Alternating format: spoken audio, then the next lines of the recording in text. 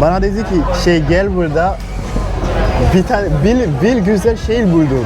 Ben dedim ki nasıl bil güzel şey deniz var falan orada. Dedi ki Sivas'ta deniz var. evet bana dedi. Nasıl bir deniz? Bu deniz değil yani. Bu bir tane göl burada. Deniz değil yani. Sonra dedi ki nasıl bir şey yapayım? Sonra adam bak. Sen deli ya. Türkiye tabii ki Türkiye.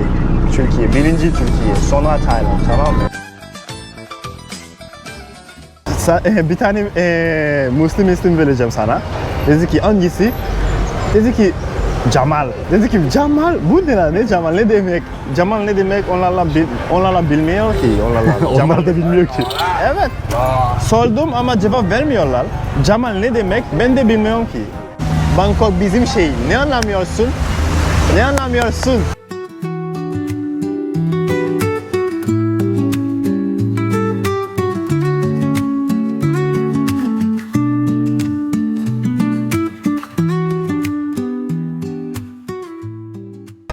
Burası Bangkok.